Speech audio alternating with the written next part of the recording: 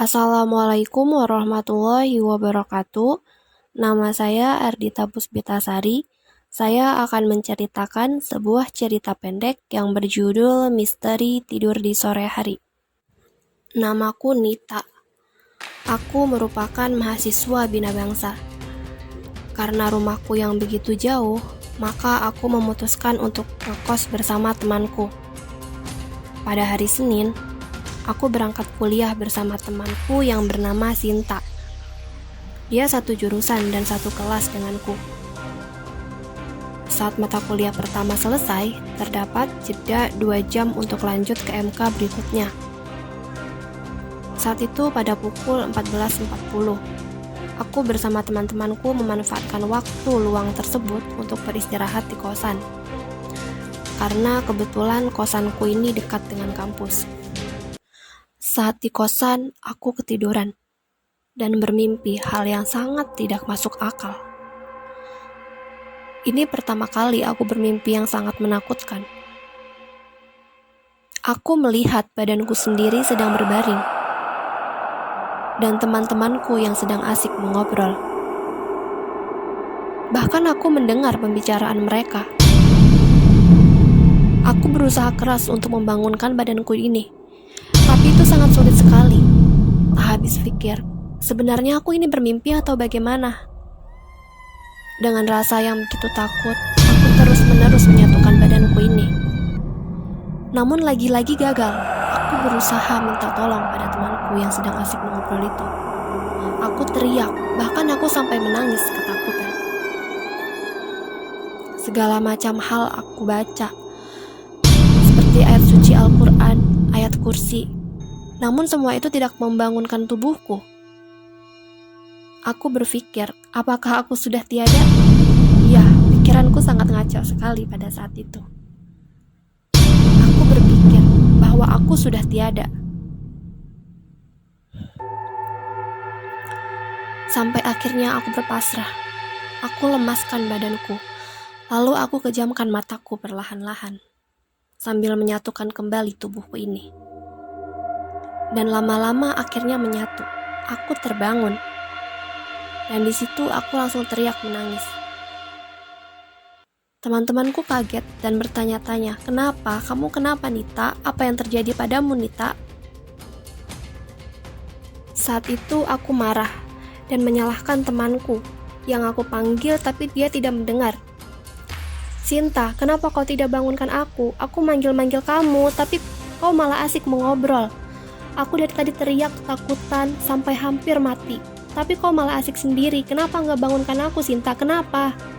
Sinta pun kaget dan bingung dengan apa yang Nita bicarakan. "Apaan sih, nggak jelas banget. Bukannya kau tidur sangat nyenyak sekali. Lagian MK kedua bapaknya juga gak masuk. Ngapain aku bangunin kamu? Kamu juga tidur sangat pulas sekali." Lalu teman-temanku bertanya sambil memelukku, "Apa yang terjadi denganmu, Nita?" Aku yang merasa ketakutan dengan keringat dingin sambil menangis. Tapi aku tidak berani untuk menceritakannya. "Tidak, aku tidak apa-apa kok." Aku berusaha untuk tenang. Lalu aku bercerita pada sahabatku yang bernama Via, melalui via WA. Aku curhat kejadian anehku ini. Dan dia merasa kaget dan ketakutan. Saat aku bercerita pada sahabatku ini, aku merasa lebih sedikit lega. Lalu aku berusaha untuk melupakan kejadian itu. Aku pikir kosan temanku ini bermasalah.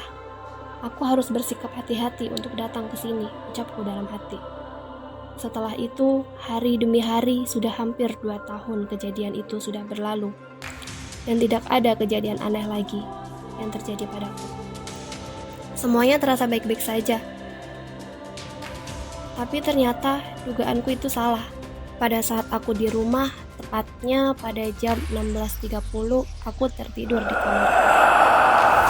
Lalu aku merasakan hal yang sama, lagi-lagi keluar dari tubuhku.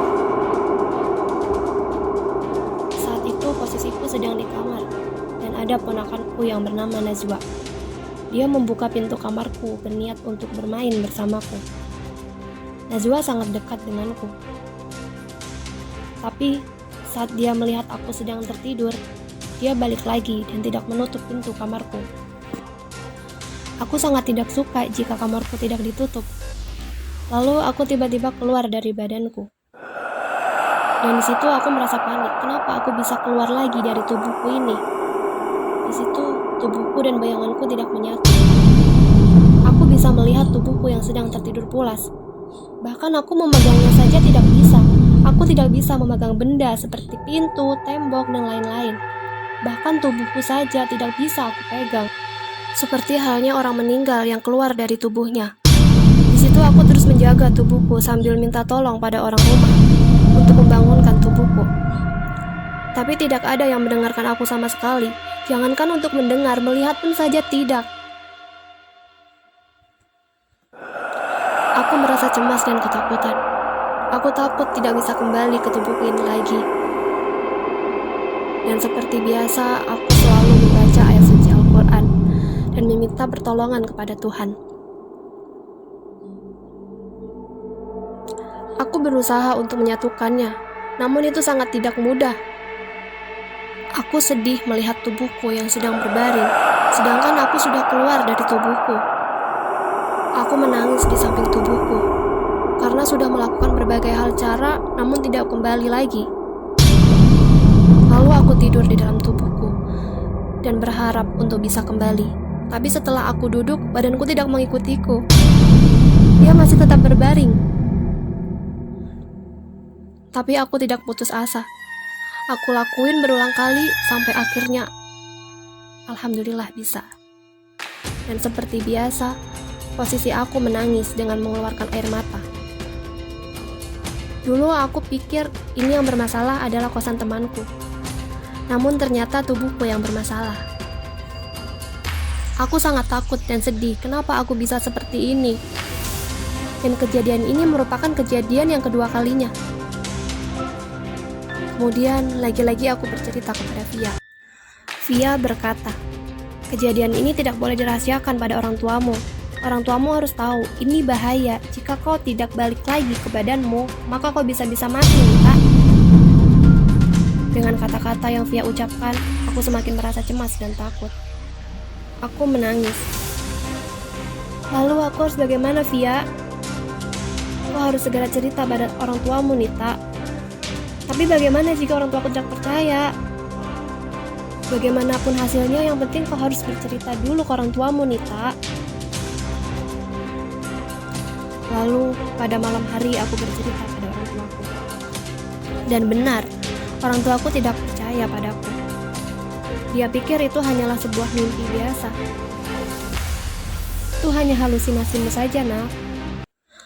Tapi kejadian itu seperti nyata. Dengan aku yang melihat wujud badanku sendiri yang sedang berbaring dan mendengarkan semua pembicaraan teman-temanku. Bahkan waktu kejadian yang kedua, aku sempat keliling rumah mencari orang yang bisa membangunkan aku.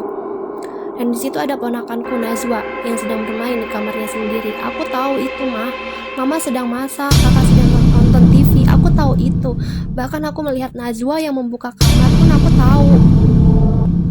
Lalu orang tuaku berpikir dan melamun dengan apa yang aku ceritakan itu. Mamaku langsung memelukku dan menangis. Lalu mamaku bertanya, kau tidur jam berapa, nak? Aku menjawabnya, jam 16.30, mah. Mamaku berkata, astagfirullah, nak. Kalau sore itu tidak boleh tidur. Selain tidak baik untuk kesehatan, termasuk pamali juga. Dan setelah aku pikir-pikir, aku setiap mendapat kejadian aneh tersebut selalu di jam yang sama, yaitu tepatnya pada sore hari di jam 16.30 sampai jam 17.00. Apa yang terjadi denganku, mah? Lalu aku harus bagaimana?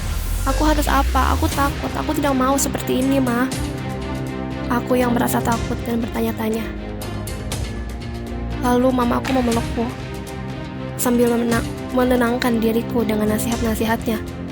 Kau jangan tinggalkan sholat, nak. Jangan lupa sama Tuhan. Kalau mau tidur, baca doa dulu. Dan jangan pernah tidur sore lagi.